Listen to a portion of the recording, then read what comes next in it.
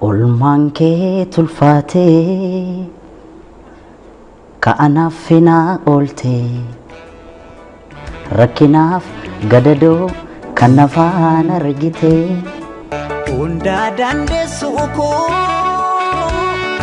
yaa bara fakkaatu narra gaasiif baha kan akka kee hin jirtu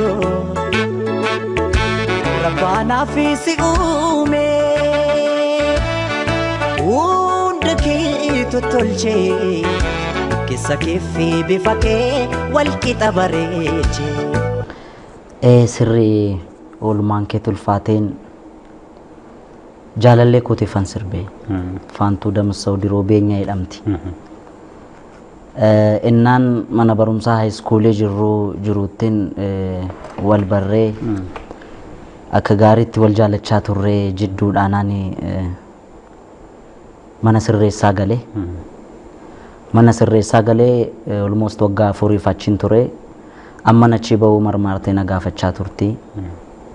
Ana qofa osoo hin ta'in qeedhaa baay'ee ishii jaallatu maatiin koo innaa ishiin dhuftee achitti na gaggaafattu sana abbaan koo maqaa baaseeraaf iyyuu kan sidinku beektuu jedheen beekte obsee koo beektuu koo jedhamti walaloo sanarra sana keessa jira isheefan sirbee anis nan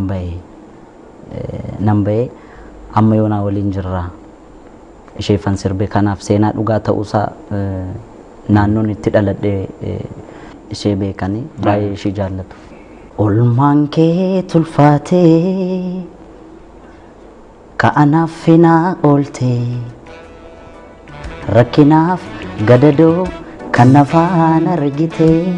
Isaadha kiliippiin waan sirbame sana uummataaf viidiyoodhaan agarsiisuudha. Duras xiyyeeffannoon koo kiliippii irraan turre ani. Acaaluun numti kun eenyu isa jedhuuf suura koo akka arganiif malee isa duraanis akka gaariitti hojjedheera jedhee yaadu. Maaliif kiliippoota bahaa jiran kana gaafa laaltu ammam hojjetamuun akka danda'amu tilmaamuun hin ulfaatu. Amma jalqaba ani oodiyoo isaarratti maaliif gaafan hojjedhu qotee bulaa isa baadiyyaa keessa jiru laal dhagaa baatirii teeppitti naqatee fa'aa sirra baattatee gabaadhaa isa galuu fa'aa yaadadha. Inni immoo kiliippiidhaan si ilaaluu miti teeppii sanattuu dhagaa baatirii bituu nu sajjiseera beette garuu waan isa gammachiisu argannaani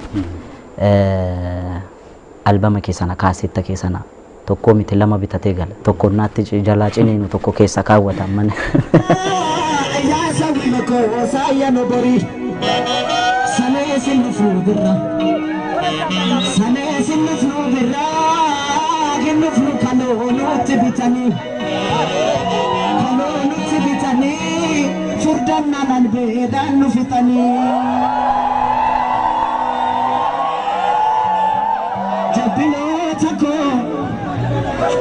Ya jabbiloota odaa jalaa kan nama nyaatu nu keessa jiran.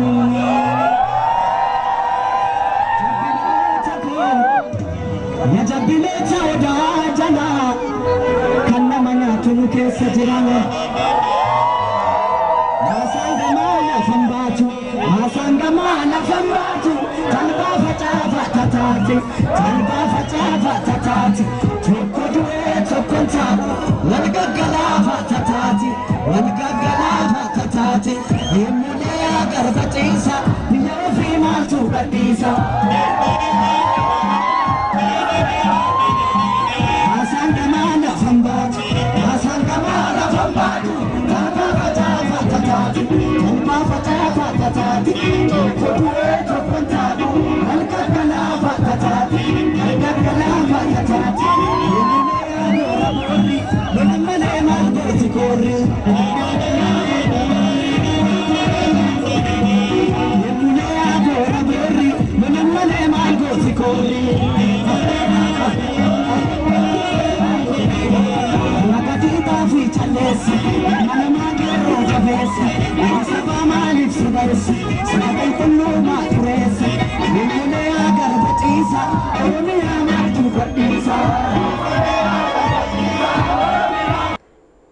Namoota lubbuun jiranii fi namoota lubbuudhaan hin jirredha.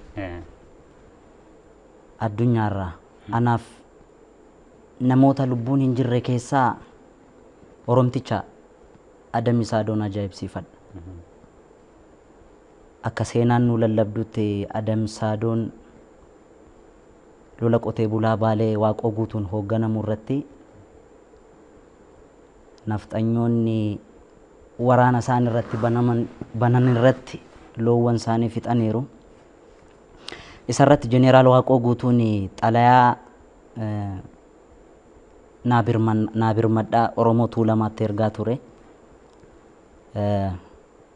Kitaaba kanarra jira, kitaaba seenaa tokkorra jira. Adam Saadoof peejii 14 erge. Fuula 14. Yaa fuula 14 erge. Adam Saadoon achi ka'ee gara Oromoo Tuulamaatti xalayaa Naabir Maddaa kana geessuuf otoo deemuu lukkeewwan nafxanyootaan qabama. Gaafa qabamee to'annaa jala oolu battalumatti mana fincaanii nageessaa jedhe.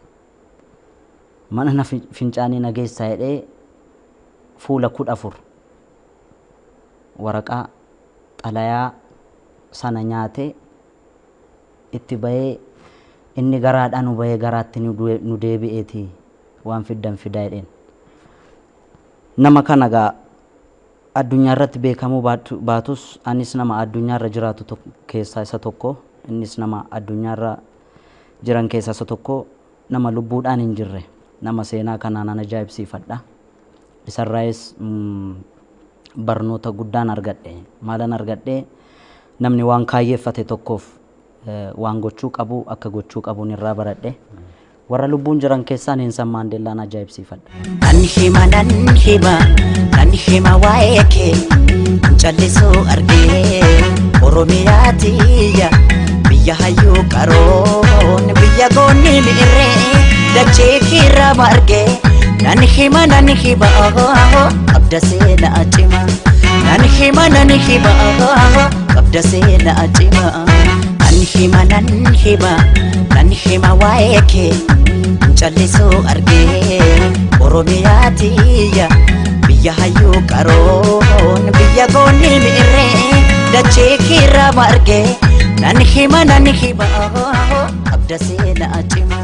Nan hima qabda seenaa cima. Uummatan keessaa baay'een itti boona, baay'een isa kabaja. Gatii kanaaf gaa ana qofa osoo hin ta'in weellistoonni Oromoo uummatum keenya qabna. Uummanni keenyas numa qaba. Uummata koo faanaaf nagaa nuuf haa kennu, jireenyi itti fufaan jedha.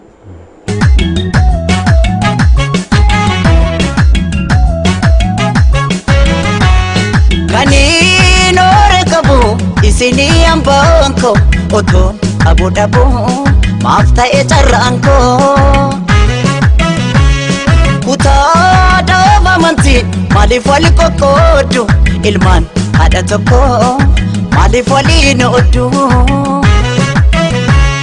Maaloo yaalmaan koo kutusu maaloo yaalmaan koo hangafa maaloo ormayyuu guddise dabarsee fi boonse maa dabaree dhaba jette Oromiyaa jette karmee boose. Oromiyaa tiyya sooree koo sooreetti otoo nuti jirru naaftu booddeetti. Oromiyaa tiyya sooree koo sooreetti otoo nuti jirru naaftu booddeetti.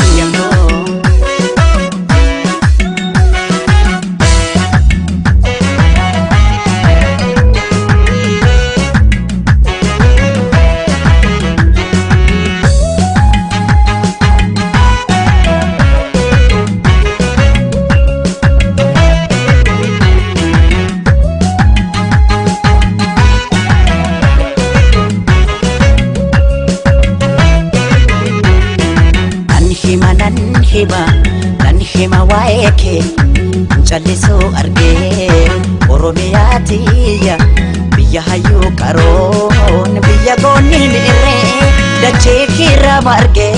Nan hima qabda seenaa cima. Nan nani hima qabda seenaa cimaa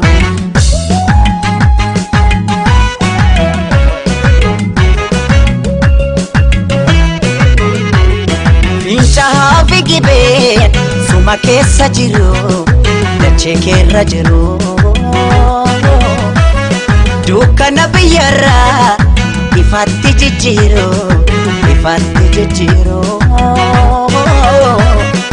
Bunaaf albunni kee Oromiyaa madda galii biyya Oromiyaa allabdee rakkata Oromiyaa tiyya Bunaaf albunni kee Oromiyaa madda galii biyya Oromiyaa allabdee rakkata yaboonsituu tiyya Oromiyaa